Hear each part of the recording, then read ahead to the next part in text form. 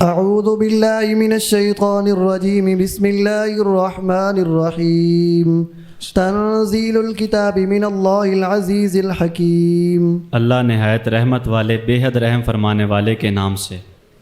کتاب کا نازل کرنا اللہ کی طرف سے ہے جو بڑی عزت والا بہت حکمت والا ہے۔ بسم اللہ الرحمن الرحیم۔ سورۃ الزمر یہ سورت مکی ہے، لیکن اس میں ایک آیت مدنی بھی ہے، وہ ہے قل یا عبادی الذین اسرفوا علی انفسہم تنزیل الکتاب من اللہ العزیز الحکیم۔ اس کتاب کا نازل ہونا ہے من اللہ کی طرف سے، العزیز الحکیم، جو غالب بھی ہے اور حکمت والا بھی ہے۔ قرآن شریف جگہ جگہ اور بار بار اپنا تعارف کرواتا ہے کہ اس کو نازل کس نے کیا ہے، اور قرآن کے اندر ایک آدھ لفظی فرق کے ساتھ ایک بات کئی بار بھی دہرائی جاتی ہے، یا مفہوماً وہی بات بار بار بھی دہرائی جاتی ہے۔ اس کے اندر اللہ تعالیٰ کی حکمتیں ہیں۔ اس کو تصریف الآیات بھی کہا جاتا ہے، اور لوگوں کو اہم باتیں ذہن نشین کرانے کے لیے اور بار بار ان کی طرف توجہ دلانے کے لیے یہ انداز اختیار کیا جاتا ہے۔ آگے چل کے اس کی وضاحت خود قرآن فرمائے گا کہ ہم نے قرآن کے اندر بہت سی آیتیں ریپیٹ کیوں کی ہیں، اس کی وجہ خود قرآن بتائے گا۔ جیسا قرآن میں آپ پڑھ کے آ رہے ہیں کہ قرآن نے خود آیتوں کا ناسخ منسوخ ہونا خود بیان فرمایا، اور اس کی وجہ اور حکمت بھی بتائی۔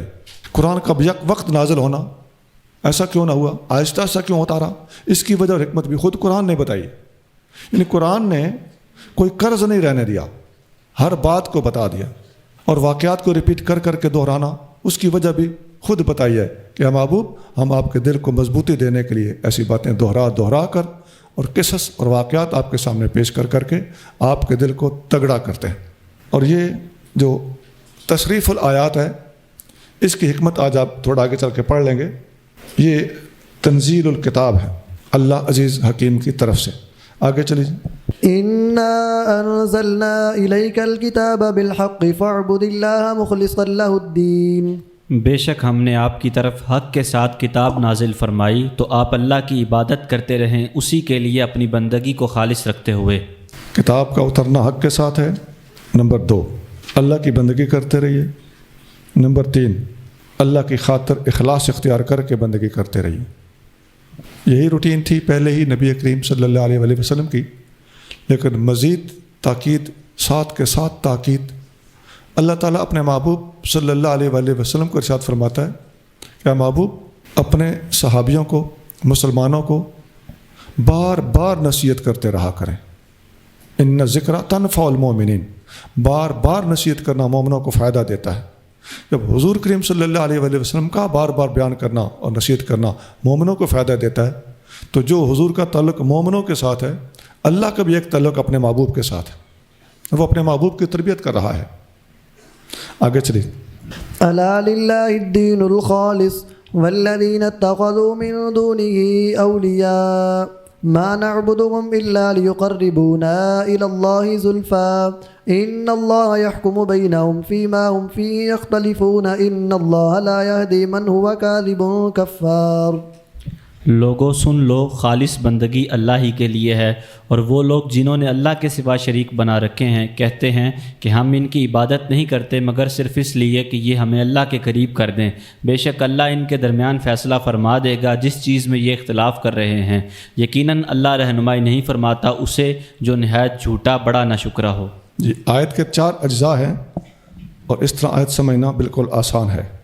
خبردار، الا للہ الدین الخالص، دین خالص صرف اللہ کے لیے ہے۔ نمبر 2 جن لوگوں نے اللہ کے علاوہ، اللہ کے مقابلے پر اپنے دوست اولیاء بنائے ہوئے ہیں، ان کا کہنا یہ ہے کہ ہم ان کی پوجا عبادت اس لیے کرتے ہیں تاکہ یہ ہمیں اللہ کے قریب کرتے ہیں۔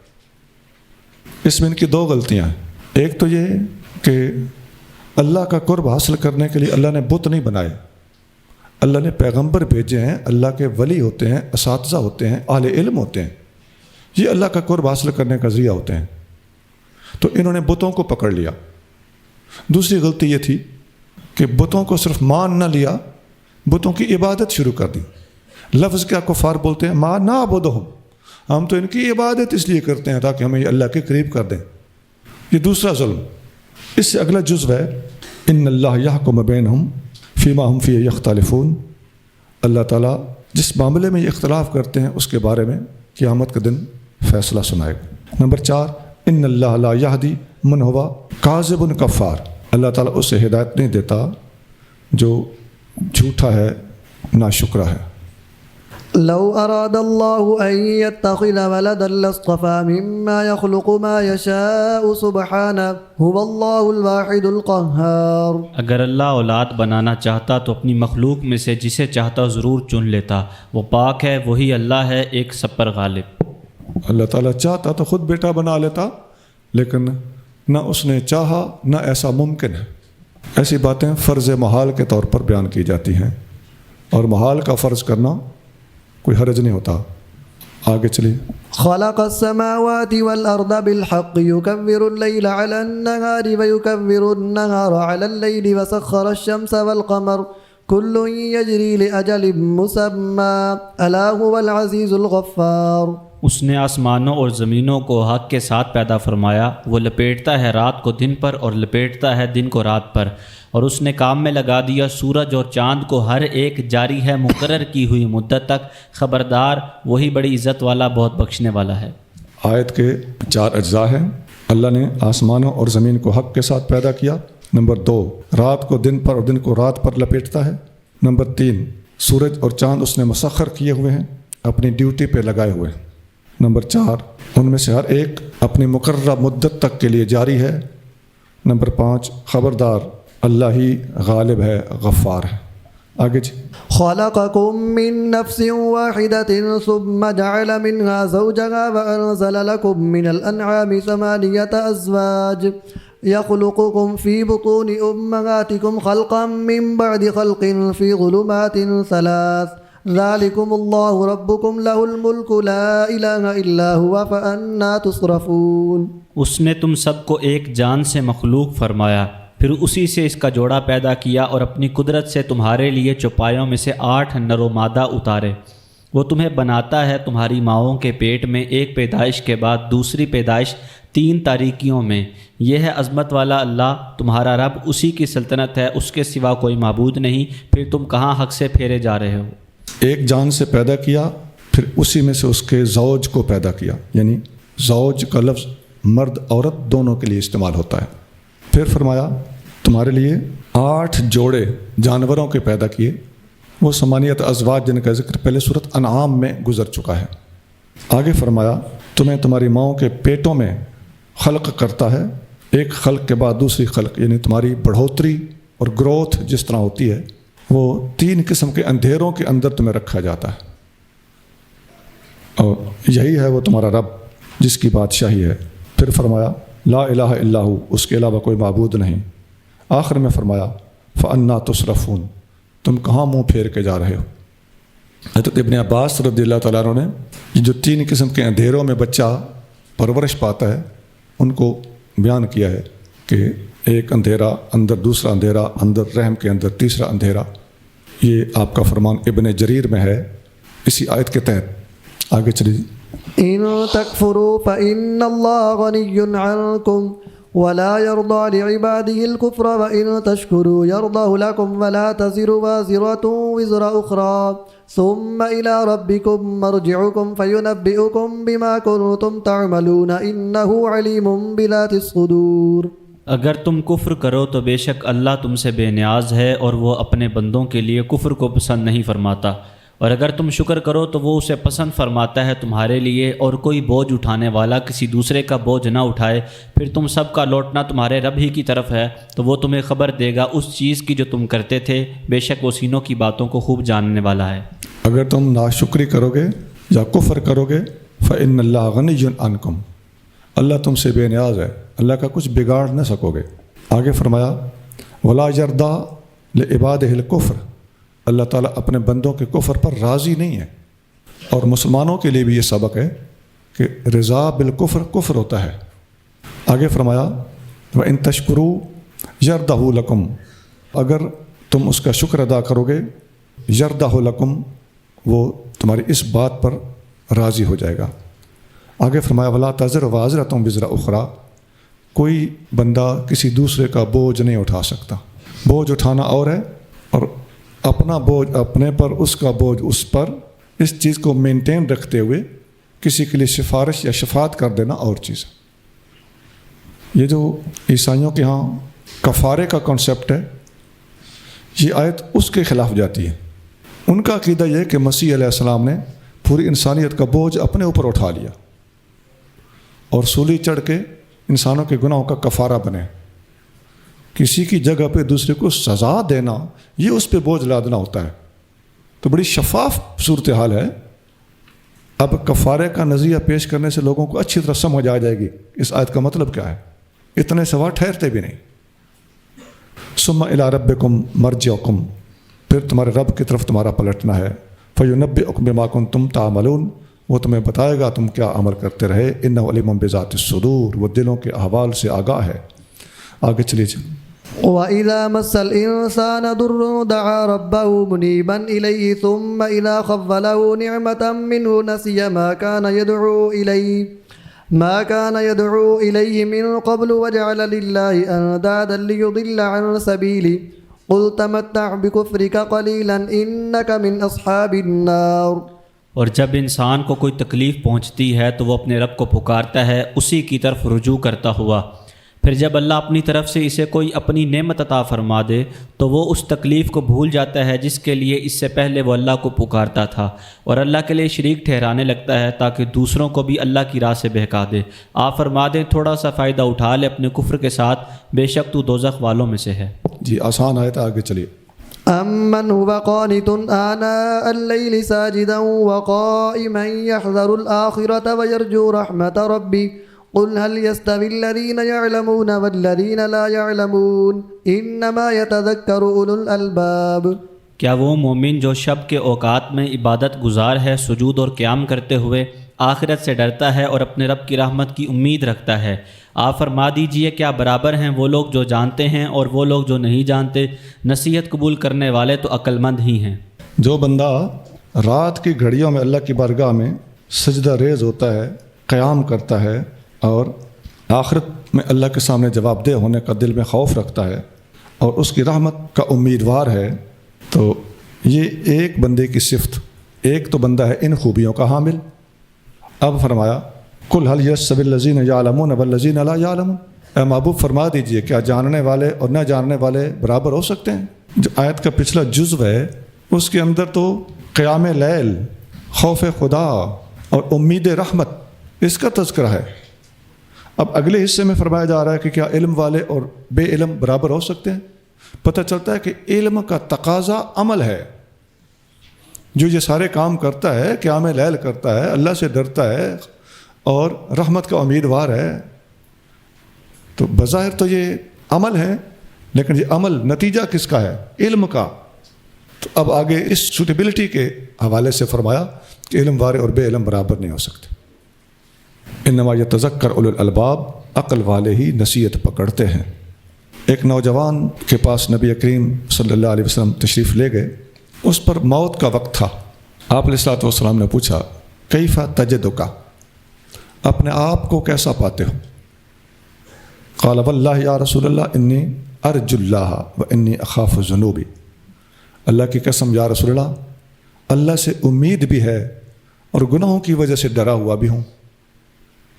فقال رسول اللہ صلی اللہ علیہ وسلم، نبی کریم رؤوف الرحیم صلی اللہ علیہ وسلم ارشاد فرمایا لا یجتمعان فی قلب عبد فی مثل ھذا الموطن الا اعطاہ اللہ ما یرجو وآمنہ مما یخاف. جس حال میں اس وقت تم ہو، ان گھڑیوں میں جس بندے پر یہ کیفیت طاری ہو جو اس وقت تمہارے اوپر ہے، اللہ سے امید بھی ہو اور اپنے گناہوں کی وجہ سے خائف بھی ہو، تو ایسے بندے کو جس چیز کی امید ہے اللہ اسے ضرور عطا فرماتا ہے، اور جس چیز سے اس کو ڈر ہے اللہ اس کو اس چیز سے ضرور پناہ عطا فرماتا ہے. حضرت ثابت بن اسلم بنانی نے بھی انس بن مالک سے یہ حدیث روایت کی ہے، اور مجموعی طور پر اس کی سند حسن بنتی ہے. ترمذی 983 983. اب آیت میں الفاظ جو تھے وہ تھے کہ یحذر الآخرۃ ویرجو رحمت ربہ، آخرت کا خوف بھی ہے اور رب کی رحمت کی امید بھی ہے. اب بتائیے یہ جو حدیث میں نے سنائی ہے لفظ بلفظ اس آیت کی تشریح کر رہی ہے کہ نہیں کر رہی؟ یہ ہے حدیث کی ضرورت، یہ ہے حدیث کی اہمیت، یہ ہے نبی کریم صلی اللہ علیہ وسلم کے فرمودات کی احتیاج پوری امت کو۔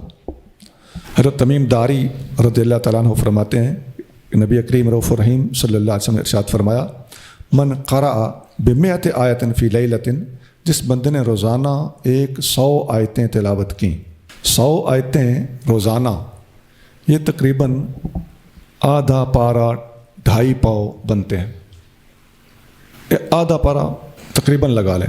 کتب لہ قنوت لیلۃ، اس کے لیے ساری رات کا عبادت کرنا لکھ دیا جاتا ہے۔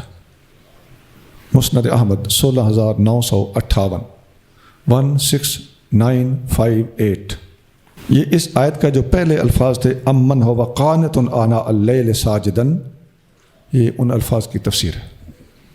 قل يا عبادي الذين آمنوا اتقوا ربكم للذين أحسنوا في هذه الدنيا حسنة وأرض الله واسعة إنما يوفى الصابرون أجرهم بغير حساب۔ فرما دیجئے اے میرے بندو جو ایمان لائے اپنے رب سے ڈرتے رہو، ان کے لیے جنہوں نے اس دنیا میں نیکی کی بہترین صلہ ہے، اور اللہ کی زمین فراخ ہے، بجز اس کے کچھ نہیں کہ صبر کرنے والوں کو ان کا پورا اجر بے حساب دیا جائے گا۔ جی آگے چلیے، آسان آیت ہے، چلتے جائیے۔ قل انی امرت ان اعبد اللہ مخلصا لہ الدین۔ آپ فرمائیں مجھے حکم دیا گیا ہے کہ میں اللہ کی عبادت کروں اسی کے لیے اپنی بندگی کو خالص رکھتے ہوئے، جی وامرت لان اکون اول المسلمین۔ اور مجھے حکم دیا گیا ہے کہ میں سب سے پہلا مسلمان ہوں۔ قل انی اخاف ان عصیت ربی عذاب یوم عظیم۔ آپ فرما دیں بالفرض اگر مجھ سے اپنے رب کی حکم عدولی ہو جائے تو مجھے بھی بڑے دن کے عذاب کا خوف ہے۔ قل اللہ اعبد مخلصا لہ دینی۔ فرما دیجئے میں صرف اللہ کی عبادت کرتا ہوں اسی کے لیے اپنے دین کو خالص رکھتے ہوئے۔ فاعبدوا ما شئتم من دونه قل ان الخاسرین الذین خسروا انفسهم واہلیہم یوم القیامہ الا ذلک هو الخسران المبین۔ پس تم اس کے سوا جس کی چاہو عبادت کرو، آپ فرما دیں بے شک نقصان اٹھانے والے وہی ہیں جنہوں نے قیامت کے دن اپنی جانوں اور اپنے گھر والوں کو نقصان میں ڈالا، سن لو یہی کھلا نقصان ہے۔ یہ اللہ کے سوا کسی اور کی عبادت کرنے کی اجازت نہیں دی جا رہی، بلکہ اس میں تھریٹ کیا جا رہا ہے۔ آگے چلیے۔ لهم من فوقهم غلل من النار ومن تحتهم غلل ذلك يخوف الله به عباده يا عبادي فاتقون۔ ان نافرمانوں کے لیے ان کے اوپر آگ کے بادل ہوں گے اور ان کے نیچے بھی آگ کے بادل، یہ ہے وہ عذاب کہ اللہ اس سے اپنے بندوں کو ڈراتا ہے، اے میرے بندو تو مجھ سے تم ڈرتے رہو۔ جی لفظ فرق کے ساتھ یہ ساری باتیں مفہوماً پہلے ارشاد فرمائی جا چکی ہیں۔ جی والذین اجتنبوا الطاغوت ان يعبدوها وانابوا الى الله لهم البشرى فبشر عباد۔ اور جو لوگ بتوں کی عبادت سے بچے رہے اور اللہ کی طرف جھکے انہی کے لیے بشارت ہے، تو خوشخبری سنا دیجئے میرے بندوں کو۔ طاغوت سے مراد بت ہیں، واجتنبوا الطاغوت اے الاوثان۔ الذين يستمعون القول فيتبعون احسنه اولئك الذين هداهم الله واولئك هم اولو الالباب۔ جو غور سے سنتے ہیں بات کو پھر اس کے بہتر کی پیروی کرتے ہیں، وہی لوگ ہیں جنہیں اللہ نے ہدایت فرمائی اور وہی عقل مند ہیں۔ فبشر عباد، بندوں کو خوشخبری دے دو۔ کون سے بندے؟ الذین یستمعون القول، جو قول کو سنتے ہیں، اللہ کا فرمان سنتے ہیں، فیتبعون احسنہ، اور بہترین طریقے سے اس کا اتباع کرتے ہیں، فوراً عمل پیرا ہونے کے لیے کمر بستہ ہو جاتے ہیں۔ یہاں قول سننا، قول سے کیا مراد ہے؟ قول سے مراد قرآن ہے جو آپ پر نازل ہو رہا ہے، اس کو سنتے ہیں، اور کس لیے نازل ہو رہا ہے؟ تاکہ اس پہ عمل کیا جائے۔ فیتبعون احسنہ، احسن طریقے سے اس کا اتباع کرتے ہیں، اس کو فالو کرتے ہیں، اس پر عمل پیرا ہونے لگ جاتے ہیں۔ ایک قول یہ بھی ہے کہ یستمعون القول فیتبعون احسنہ، قول سنتے ہیں یعنی مختلف قسم کے قول، فیتبعون احسنہ، ہو کی ضمیر قول کی طرف لوٹائی جائے تو اس کا مطلب بنتا ہے کہ کئی قسم کے قول سن کے ان میں سے قبول اس کو کرتے ہیں جو احسن ہوتا ہے، اور وہ قرآن ہے۔ لے دے کے پھر بات قرآن پہ آئی، قرآن کو سنتے ہیں اور اس پر عمل کرتے ہیں، یا کئی قول سنتے ہیں تو ان میں سے قرآن کو چن لیتے ہیں، قرآن کو ترجیح دیتے ہیں اور پسند کرتے ہیں۔ یہ ہے جی اس آیت کی تفسیر جو علماء نے بیان کی ہوئی ہے۔ کتابوں کے اندر موجود ہے اور صحابہ اور تابعین سے منقول ہے۔ اب اس آیت کے بارے میں بھی ایک بات عرض کر دوں۔ اس آیت کو پڑھ کے میں نے بیان کسی کا سنا نیٹ پہ کہ جی اس سے تو قوالی ثابت ہو رہی ہے۔ یستمعون القول، قول قوالی ہے، فیتبعون احسنا، اس کا آسن طریقے سے اتباع کرتے ہیں اور غور سے سنتے ہیں تو ظاہر ہے پھر حال بھی آتا ہوگا۔ اب آپ اندازہ لگائیے، میں آپ کو قسم دیتا ہوں کہ آپ کے پاس جتنی تفسیریں ہیں نا، لائبریری میں جا کے یہ تفسیریں پھرول کے ذرا دیکھنا کہ کسی بندے کے پتر نے یہ تفسیر کی ہوئی ہے۔ یہ آپ کے دین کے ساتھ مذاق کیا جا رہا ہے۔ لوگ قادیانیوں کے ترجموں پر اعتراضات کر کے ان کے خلاف انہوں نے مسائل اٹھائے ہیں، بڑی اچھی بات ہے۔ میں خود اس موضوع پر بڑا انٹرسٹ وہ لیتا ہوں اور میرے یہ زندگی کے جو ٹارگٹ ہیں ان میں یہ بہت چوٹی پہ یہ چیز شامل ہے، منکرین ختم نبوت کا رد۔ لیکن کیا یہ حرکت بھی کچھ گھٹ ہے؟ کیا تماشا ہے؟ اور پھر وہ صاحب کہہ رہے تھے کہ میرا مشرب بڑا وسیع ہے۔ لو جی، یہ شیلٹر ہے کہ میرا مشرب بڑا وسیع ہے۔ سونا اللہ تعالی ہمیں اپنی امان میں رکھے۔ شاید دنیا میں اور بھی بندے ہوں جو ان مشربوں کو سمجھتے ہوں اور ان کا شاید 100واں حصہ بھی مشرب آپ کے پاس نہ ہو۔ خدا کی قسم، گم گما کے پھر پھرا کے سارے مشرب دیکھ کے، سارے مورد دیکھ کے، سارے گھاٹ دیکھ کے، سارے پتن دیکھ کے، بالآخر خدا کی قسم اگر احتیاط ملی ہے یا پناہ ملی ہے تو اس میں ملی ہے کہ کبھی بھی جمہور کا ساتھ نہ چھوڑو۔ لکھ لو، سمجھ لو میری بات، آخرت درست ہو جائے گی۔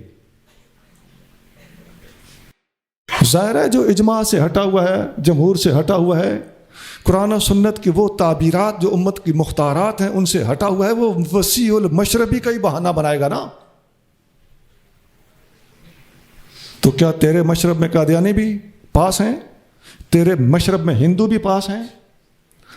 کیا تم اور وسعت قلبی، اعلیٰ ظرفی، وسیع المشربی کا بہانہ کر کے کیا فرتھ جاف شون کی گود میں اسی لیے جا کے بیٹھے ہو؟ کیا سمجھتے ہو تمہیں تاڑا ہوا کسی نے نہیں؟ تمہارا دین سے اس وقت کیا تعلق ہے ہمیں اچھی طرح پتہ ہے۔ أفمن حق عليه كلمة العذاب أفأنت تنقذ من في النار۔ تو کیا جس پر عذاب کا حکم ثابت ہو گیا تو کیا پھر آپ ہدایت دے کر چھڑا لیں گے اسے جو علم الہی میں دوزخی ہو چکا؟ ایک شخص علم الہی میں دوزخی ہو چکا ہے اور کلمۃ العذاب اس پر حق ثابت ہو چکا ہے تو اس کا معاملہ اسی کے سپرد کریں۔ آگے چلیے۔ لكن الذين اتقوا ربهم لهم غرف من فوقها غرف مبنية تجري من تحتها الأنهار وعد الله لا يخلف الله الميعاد۔ لیکن جو لوگ اپنے رب سے ڈرتے رہے ان کے لیے جنت میں بالا خانے ہیں جن کے اوپر اور بالا خانے بنے ہوئے ہیں، ان کے نیچے نہریں جاری ہیں۔ اللہ نے وعدہ فرمایا، اللہ وعدہ خلافی نہیں کرتا۔ عن سہل عن النبی صلی اللہ علیہ وآلہ وسلم قال ان اہل الجنت یتراءون الغرف فی الجنت کما تتراءون الکوکب فی السماء۔ جنت والے ان اونچے غرفات کو جنت کی بہاروں کے اندر بیٹھ کر اپنے سے اتنا اونچا دیکھیں گے جتنا تم یہاں سے بیٹھ کر اپنے سے اوپر ستاروں کو دور دیکھتے ہو۔ اونچے درجات والے اتنے اوپر ہوں گے۔ تو جنت کے اندر غرفات، درجات، طبقات یہ بہرحال ہیں۔ بخاری 6555 6555۔ ان درجات والوں کے بارے میں ایک اور حدیث بھی ہے، اس کے آخری الفاظ ہیں رجال آمنوا باللہ وصدقوا المرسلین۔ یہ وہ مرد ہیں جو اللہ پر ایمان لائے اور رسولوں کی تصدیق کی۔ بخاری 3256 3256۔ ألم تر أن الله أنزل من السماء ماء فسلكه ينابيع في الأرض ثم يخرج به زرعا مختلفا ألوانه ثم يهيج فتراه مصفرا ثم يجعله حطاما إن في ذلك لذكرى لأولي الألباب۔ اے مخاطب، کیا تو نے نہ دیکھا کہ اللہ نے آسمان سے پانی اتارا، پھر زمین میں اس کے چشمے بہائے، پھر اس پانی کے ذریعے کھیتی نکالتا ہے کہ اس کے رنگ مختلف ہوتے ہیں، پھر وہ تیاری پر آتی ہے تو پکنے کے بعد تو اسے دیکھتا ہے کہ وہ زرد ہو گئی، پھر اسے چورا چورا کر دیتا ہے۔ بے شک اس میں عقل مندوں کے لیے ضرور نصیحت ہے۔ یہ زمین کی پیداوار کا پورا پروسیس اللہ کریم نے ارشاد فرمایا۔ آگے چلیے۔ أفمن شرح الله صدره للإسلام فهو على نور من ربه فويل للقاسية قلوبهم من ذكر الله أولئك في ضلال مبين۔ تو کیا وہ شخص جس کا سینہ اللہ نے اسلام کے لیے کھول دیا تو وہ اپنے رب کی طرف سے عظیم نور پر ہے، تو ہلاکت ہے ان کے لیے جن کے دل اللہ کے ذکر کی طرف سے سخت ہو گئے، وہی لوگ کھلی گمراہی میں ہیں۔ ایک کا سینہ کھول دیا گیا، وہ اپنے رب کی طرف سے نور پر قائم ہے، اسے روشنی ہو چکی ہے، اور دوسری طرف جن کے دل اللہ کے ذکر سے غافل ہیں اور سخت ہیں، ان کے بارے میں فرمایا کہ وہ کھلی گمراہی میں ہیں۔ جن کا سینہ کھل گیا وہ نور پر ہیں، اور جن کے قلوب کے اندر شدت، سختی اور غفلت آ گئی وہ دلال، گمراہی میں ہیں۔ دونوں قسم کے لوگوں کا تقابل ایک ہی آیت کے اندر پیش کیا گیا ہے۔ ان عبداللہ بن مسعود قال طلع رسول اللہ صلی اللہ علیہ وسلم، حضرت عبداللہ بن مسعود رضی اللہ تعالیٰ فرماتے ہیں کہ رسول اللہ صلی اللہ علیہ وسلم نے قرآن کی یہی آیت تلاوت فرمائی، افمن شرح اللہ صدرہ للاسلام فہو علی نور من ربہ۔ جب آقا نے یہ تلاوت کی، قلنا، ہم نے عرض کیا یا رسول اللہ کیف انشراح صدرہ، یا رسول اللہ کسی بندے کے سینے کے انشراح، شرح صدر، اس کا مطلب کیا ہے؟ قال، آپ کریم صلی اللہ علیہ وآلہ وسلم نے ارشاد فرمایا اذا دخل نور القلب، جب نور قلب میں داخل ہوتا ہے، انشرح وانفسح، تو دل کھلتا ہے، وسیع ہوتا ہے۔ قلنا یا رسول اللہ فما علامت ذالک، ہم نے عرض کیا یا رسول اللہ دل کے کھلنے اور وسیع ہونے کی علامت اور پہچان کیا ہے؟ قال الانابۃ الی دار الخلود، ہمیشہ کے گھر کی طرف بندے کا پلٹنا، ادھر ہی دھیان دینا، اسی طرف رجوع کرتے رہنا، والتجافی عن دار الغرور، اور دھوکے کی دنیا سے دور ہونے کی کوشش کرنا، والتأہب للموت قبل نزول الموت، اور موت سے پہلے، موت کے نازل ہونے سے پہلے، وارد ہونے سے پہلے موت کے لیے تیار ہونا۔ جب یہ چیزیں کسی بندے میں دیکھو، دنیا سے بے رغبت ہے، آخرت کی طرف اس کا میلان ہے، اور موت سے پہلے موت کے لیے تیار ہے، تین باتیں ارشاد فرمائیں، تو فرمایا یہ شرح صدر کی نشانی ہے۔ اب بتاؤ، قرآن شرح صدر کا لفظ استعمال کرتا ہے، نبی کریم صلی اللہ علیہ وسلم یہی آیت پڑھتے ہیں، اس آیت کی باقاعدہ تشریح کرتے ہیں، بول مستشرق۔ ہمارے آقا نے قرآن کی تشریح، توضیح اور تفسیر اور امت تک پیغام خداوندی پہنچانے کا حق ادا کیا کہ نہ کیا؟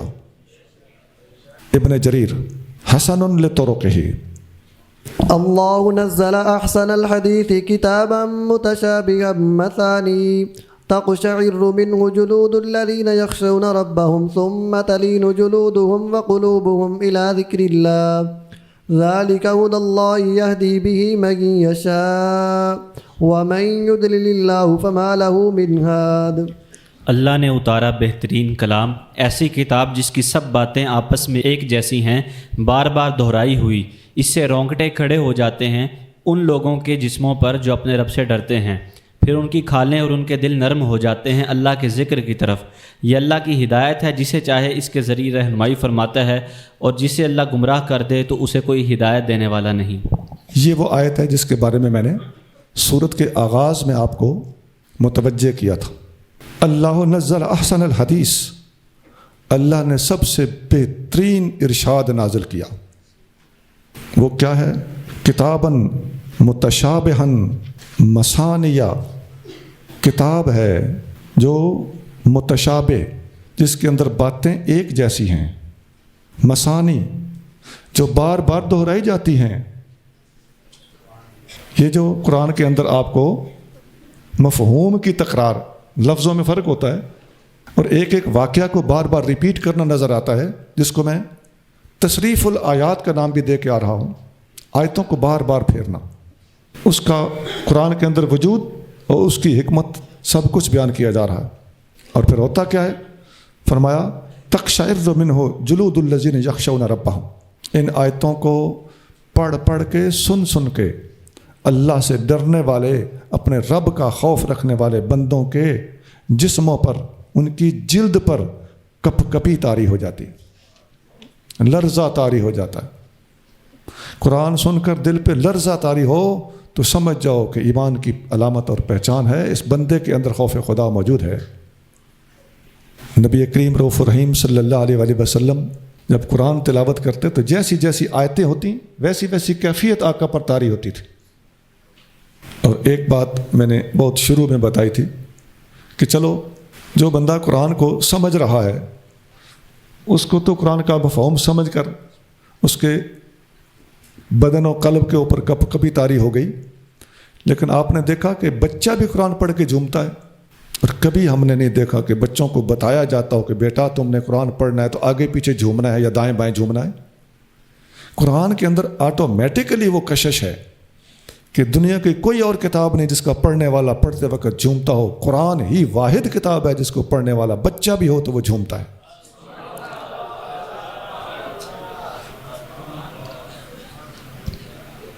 ثم تلین جلودہم وقلوبہم الی ذکر اللہ، پھر جب کپ کپی طاری ہوتی ہے تو پھر ان کی جلدیں اور ان کے دل اللہ کے ذکر کی طرف نرم ہوتے ہیں، مائل ہوتے ہیں، کھنچتے ہیں۔ مومن کا دل کیوں نہ کھنچے گا؟ اگر سادہ لو کافر بھی قرآن کو سنتا تھا تو اس کے دل کے اندر ایک تڑپ پیدا ہوتی تھی، ایک کشش محسوس کرتا تھا۔ فاروق اعظم نے یہی کشش اپنی ہمشیرہ کی زبانی قرآن سن کر محسوس کی تھی۔ یہی کشش صحیح بخاری کے مطابق حضرت ابوبکر صدیق جب قرآن پڑھتے تھے تو کافروں کی عورتیں اور بچے یتقصف علیہ نساء المشرکین و ابناؤہم، کافروں کی عورتیں اور بچے صدیق اکبر کے اوپر آ کر گرتے تھے جیسے شمع پہ پروانے گرتے ہیں۔ میں کوئی کھچا تان نہیں کر رہا، یہ الفاظ ہیں بخاری کے۔ آپ کو یاد ہوگا میں نے آپ کو شعر بھی سنایا تھا، صدیق سا کوئی قاری قرآن نہ ملے گا۔ تو یہ تو غیر مسلموں کا حال ہے، تو مسلمان بچے کا وہ حال ہے۔ اور جو مسلمان قرآن پر ایمان رکھتا ہے اور قرآن کے معانی اور مفاہیم کو سمجھتا ہے، اس کے قلب کا، اس کی جلد کا کیا حال ہے؟ قرآن وہ نقشہ پیش کر رہا ہے۔ ذالک ھدی اللہ یہدی بہ من یشاء، یہ اللہ کی ہدایت ہے، جسے چاہتا ہے اس کے ذریعے سے ہدایت کے راستے کھولتا ہے۔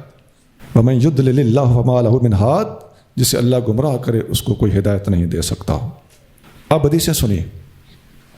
عن العباس بن عبد المطلب، حضور کے چچا حضرت سیدنا عباس رضی اللہ تعالیٰ عنہ ارشاد فرماتے ہیں، قال رسول اللہ صلی اللہ علیہ وآلہ وسلم، رسول اللہ نبی کریم رؤوف الرحیم صلی اللہ علیہ وآلہ وسلم نے ارشاد فرمایا، اذا شعر جلد العبد من خشیت اللہ تحاطت عنہ ذنوبہ کما یتحاط عن شجرۃ الیابسۃ ورق، جیسے خشک درخت کے اوپر سے سردی کے موسم میں پتے گرتے ہیں، اسی طرح جب کوئی بندہ اللہ کے خوف سے لرز جاتا ہے تو اس کے گناہ اس کے جسم سے گر جاتے ہیں۔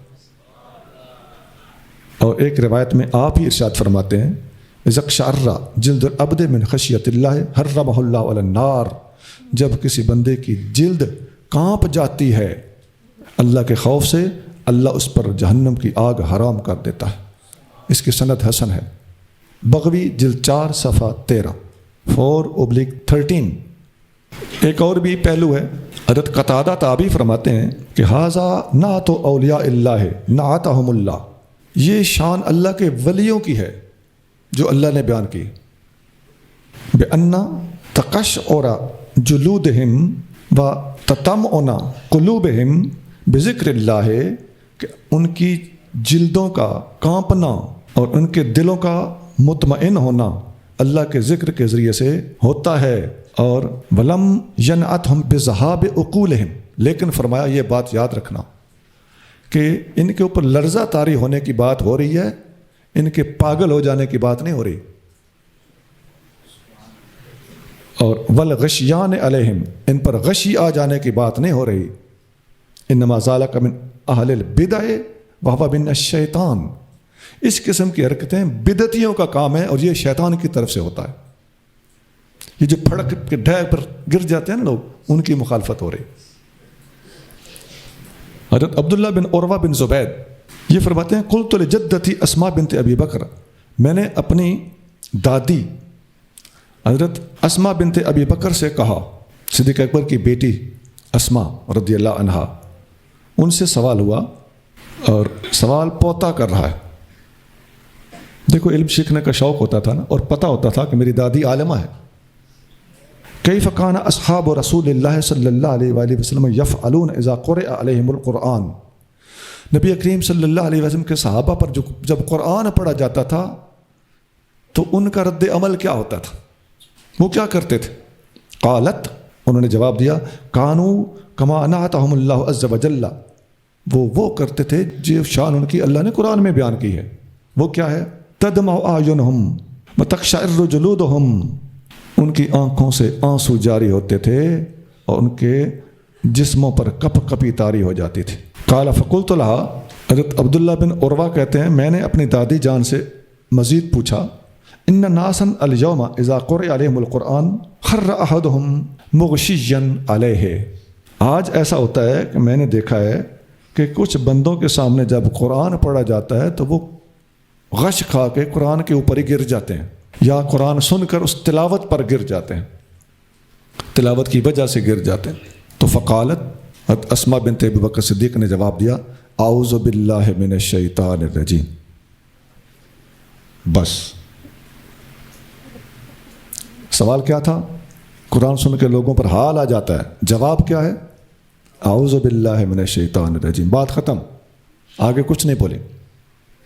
حضرت سعید بن عبد الرحمن وہ فرماتے ہیں کہ ابن عمر عبداللہ بن عمر فاروق رضی اللہ تعالیٰ ایک عراقی آدمی کے پاس سے گزرے، وہ گرا پڑا تھا. قال ما بال ھذا، پوچھا اسے کیا ہوا ہے؟ قالوا انه اذا قرئ علیہ القرآن او سمع ذکر اللہ سقط، لوگوں نے کہا جب یہ قرآن سنتا ہے یا اللہ کا ذکر سنتا ہے تو یہ گر جاتا ہے. قال ابن عمر نے فرمایا انا لنخش اللہ ولا نسقط، اللہ سے ہم بھی ڈرتے ہیں مگر گرتے نہیں ہیں. وقال ابن عمر ان الشیطان یدخل فی جوف احدہم، ابن عمر نے فرمایا ان کے اندر شیطان داخل ہو جاتا ہے. ما کان ھذا صنیع اصحاب محمد صلی اللہ علیہ وآلہ وسلم، نبی کریم صلی اللہ علیہ وسلم کے صحابہ ایسا نہیں کیا کرتے تھے جو یہ کر رہا ہے. امام محمد بن سیرین تابعی ہیں، بڑے جلیل القدر تابعین میں سے. یہ جو خوابوں کے بہت زیادہ ماہر گزرے ہیں یہ وہ ہستی ہے، بہت بڑے صوفی تھے. یہ فرماتے ہیں جب قرآن پڑھا جاتا ہے تو جو لوگ گر جاتے ہیں نا، فرماتے ہیں بیننا و بینہم، میرے اور ان کے درمیان فیصلہ ہو جائے، ابھی دیکھ لیتے ہیں. کیسے؟ ان یقعد احدہم علی ظہر بیت باسطا رجلیہ، ان میں سے ایک بندے کو مکان کی چھت کی دیوار کے اوپر بنیرے پہ بٹھا دو، ٹانگیں پھیلا کر، اور ثم یقرأ علیہ القرآن، اب قرآن پڑھو، من اولہ الی آخرہ، اول تا آخر پڑھ لو، سارے کا سارا بھی ختم کر لو گے نا. گر گیا تو مجھے کہنا، اسے حال نہیں پڑے گا. فإن رما بنفسہ فہو صادق، اگر اس نے اپنے آپ کو گرا دیا تو وہ سچا ہے. یہ ساری ڈیٹیل بغوی جلد 4 صفحہ 13 اور 14 پر لکھی ہوئی. بھئی میں چونکہ تفسیر پڑھا رہا ہوں تو جو چیز سامنے آئے گی میں تو بیان کرتا چلا جاؤں گا، ناراض نہیں ہونا. أفمن يتقي بوجهه سوء العذاب يوم القيامة وقيل للظالمين ذوقوا ما كنتم تكسبون، تو کیا وہ شخص جو قیامت کے دن برے عذاب سے اپنے چہرے کو ڈھال بنائے گا اور ظالموں سے کہا جائے گا کہ اب اس کا مزہ چکھو جو کچھ تم کماتے تھے. آسان آیت ہے، آگے چلیے پڑھتے جائیے. كذب الذين من قبلهم فأتاهم العذاب من حيث لا يشعرون، ان سے پہلے لوگوں نے حق کو جھٹلایا تو ان پر عذاب آیا جہاں سے انہیں شعور ہی نہ تھا. فأذاقهم الله الخزي في الحياة الدنيا ولعذاب الآخرة أكبر لو كانوا يعلمون، تو اللہ نے انہیں دنیا کی زندگی میں ذلت کا مزہ چکھایا اور یقیناً آخرت کا عذاب سب عذابوں سے بڑا ہے کبھی وہ جانتے. وَلَقَدْ ضَرَبْنَا لِلنَّاسِ فِي هَذَا الْقُرْآنِ مِنْ كُلِّ مَثَلٍ لَعَلَّهُمْ يَتَذَكَّرُونَ، اور بے شک ہم نے لوگوں کے لیے اس قرآن میں ہر قسم کی مثالیں بیان فرمائی ہیں تاکہ وہ نصیحت قبول کریں. قرآناً عربيًا غير ذي عوج لعلهم يتقون، ہم نے انہیں عربی زبان کا قرآن عطا فرمایا جو کجی والا نہیں تاکہ وہ اللہ سے ڈریں. ضرب الله مثلا رجلا فيه شركاء متشاكسون ورجلا سلما لرجل هل يستويان مثلا الحمد لله بل أكثرهم لا يعلمون۔ اللہ نے ایک غلام کی مثال بیان فرمائی جس میں کئی آدمی شریک ہیں جو آپس میں سخت اختلاف رکھتے ہیں، اور ایک غلام ایسا ہے جو پورا ایک ہی آدمی کی ملک میں ہے، کیا ان دونوں کا حال یکساں ہے؟ سب تعریفیں اللہ ہی کے لیے ہیں، بلکہ ان مشرکوں کے اکثر لوگ نہیں جانتے۔ جی، اللہ نے مثال دی ہے لوگوں کے حال کے مطابق کہ ایک بندے کے کئی مالک ہیں، ایک غلام کے کئی مالک، اور دوسرا غلام ایسا ہے جس کا ایک ہی مالک ہے، ایک مالک ایک غلام۔ اللہ تعالیٰ سمجھانا کیا چاہتا ہے؟ مشرکوں نے جو کئی مالک بنائے ہوئے ہیں ان کی مثال سمجھانا چاہتا ہے۔ وہ جو کئیوں کا مملوک ہے تو اس کا کوئی ٹھکانہ ہو سکتا ہے، اس کی رسوائی کا کوئی حال، کوئی ٹھکانہ ہو سکتا ہے؟ اس بیچارے کی ٹینشن، پریشانی، ہر ایک کی طرف اس کی بے ادبی نہ ہو جائے، اس کی بے ادبی نہ ہو جائے، ادھر زیادہ جھکاؤ نہ ہو جائے، ادھر زیادہ جھکاؤ نہ ہو جائے، وہ مائنڈ نہ کر جائے، یہ برا نہ منا جائے، وہ تو اسی چکر میں رہے گا۔ یہی تذبذب ہے، یہی شک و شبہ ہے، یہی بے یقینی ہے، اور یہی سب سے بڑی ناکامی ہے۔ انسانیت کی سب سے بڑی ناکامی کا نام بے یقینی ہے، اور اللہ نے سب سے بڑی دولت جو زمین پر اتاری ہے، حدیث میں آتا ہے، وہ یقین کی دولت ہے، اور شرک سب سے بڑی بے یقینی ہے۔ توحید سب سے بڑا یقین ہے اور سب سے بڑی کامیابی ہے۔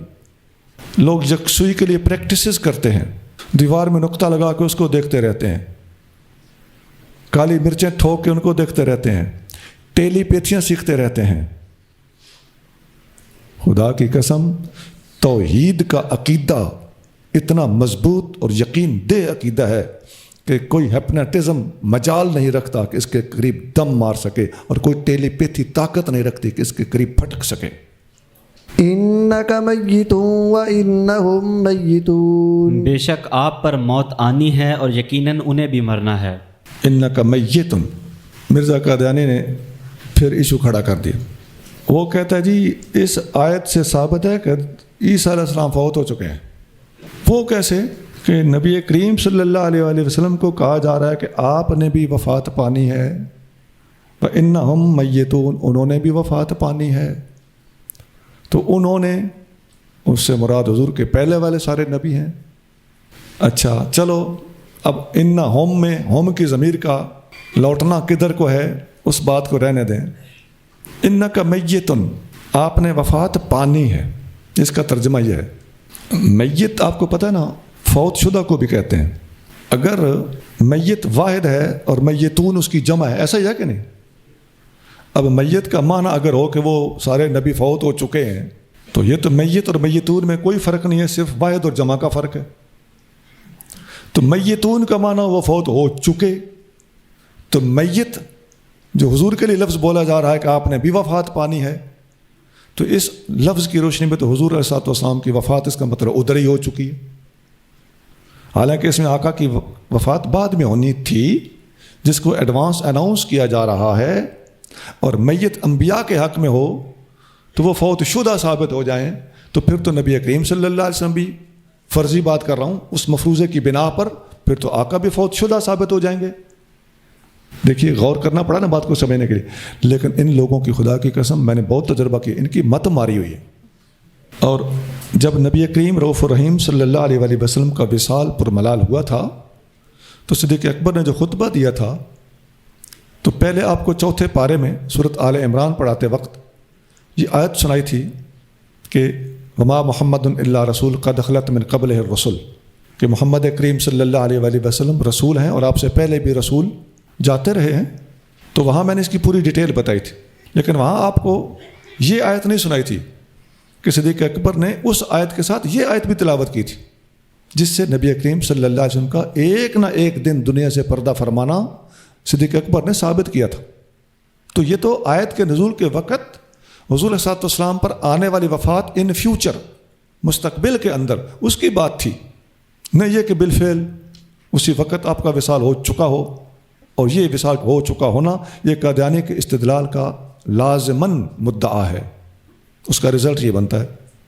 اور صدیق اکبر نے جب یہ بھی آیت پڑھی اور وہ بھی آیت پڑھی سورۃ آل عمران والی، تو ان سے ثابت کیا کہ نبی کریم رؤوف الرحیم صلی اللہ علیہ وآلہ وسلم کا وصال فرما جانا کوئی انہونی بات نہیں ہے۔ اس خطبے سے صحابہ کرام نے صدیق اکبر رضی اللہ تعالیٰ عنہ کا سب سے بڑا عالم ہونا ثابت کیا ہے، اور یہ حدیث بخاری میں 4454 ہے، 4454۔ ثم إنكم يوم القيامة عند ربكم تختصمون، پھر یقیناً تم قیامت کے دن اپنے رب کی بارگاہ میں جھگڑو گے۔ ثم انکم یوم القیامت عند ربکم تختصمون، پھر تم قیامت کے دن اپنے رب کے ہاں جا کر آپس میں جھگڑو گے۔ حضرت عبداللہ بن زبیر رضی اللہ تعالیٰ عنہ اپنے والد گرامی حضرت زبیر بن عوام سے روایت کرتے ہیں کہ لما نزلت ثم انکم یوم القیامت عند ربکم تختصمون، یہی آیت جو اس وقت ہمارے سامنے ہے سورۃ زمر کی آیت نمبر 31، یہ جب نازل ہوئی تو حضرت زبیر نے نبی کریم رؤوف رحیم صلی اللہ علیہ وآلہ وسلم سے عرض کیا، یا رسول اللہ اتقرر علینا الخصومۃ بعد الذی کان بیننا فی الدنیا، یا رسول اللہ دنیا میں ہمارے درمیان جو خصومتیں اور جھگڑے ہوتے تھے یہ بعد میں وہاں جا کر دہرائے جائیں گے؟ قال نعم، آپ نے فرمایا ہاں، فیصلہ کرنے کے لیے۔ فقال ان الامر اذن لشدید، حضرت زبیر نے عرض کیا حضور پھر تو معاملہ بڑا سخت ہے۔ ترمذی 3236 3236۔ سبحان ربک رب العزت عما یصفون وسلام علی المرسلین والحمد للہ رب العالمین۔ اللہم صلی علی سیدنا و مولانا محمد وعلی آل سیدنا و مولانا محمد وبارک وسلم۔ اللہم انا نسألک العفو والعافیۃ والمعافاۃ فی الدین والدنیا والآخرہ۔ صلی اللہ علی حبیبہ محمد۔